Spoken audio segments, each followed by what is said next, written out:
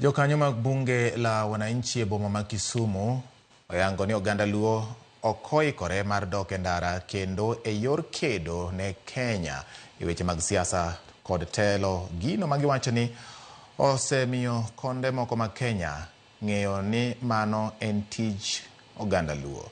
Giwacho ni oganda Luo osewito ngimagi kendo mang'eny odong' kod adhonde ka koro sani to gidwaro ni ogawi mar Azimio Raila Odinga oti mana machiegni kod sirikal mar William Ruto.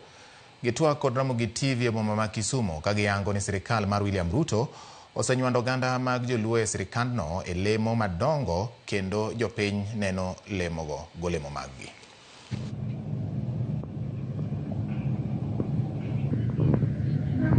Wang'ni ok wachak wadhi e ndara nwang'anyo kendo tiagas oromo nyithindwa, bunde oromo nyithindwa, ok wachak wadhi e ndara nwawuok oko e opposition.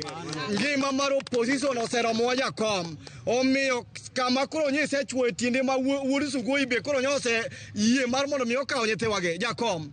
Wanyithindi wan gimi wacho ne mwatimo ga to this time round jakom wakweni kama ineno iseso wani jakom kiki yie ng'ato ywa tindi mondo mi wawuoge sirikand Ruto ni. Wan kaka mine wa support baba ni kama baba odhiye twaluwo toke ma ok wapingi gik mwaseneno kochakre maandamano waseneno malit kaka mine nyithiwa inego tiaga chwadowa mine irepo to marai wadonje broad base full wa support baba kunyiso wani wa support Ruto full.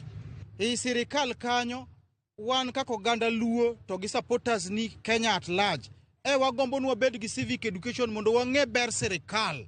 Wang'ni ok wagomb nwa wuoge sirikal kendo sirikal matiyo makawuono mar owadu matis William Ruto ne en sirikal mwadhi kome, en sirikal mwadhi keye.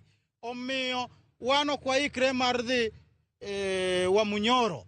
Sirikand ni jo ODM nyokawe committees e parliament omiyo jothurwa waol gi dhi e ndara wang'ni oganda chose wuondo wa ok wachak wadok chien.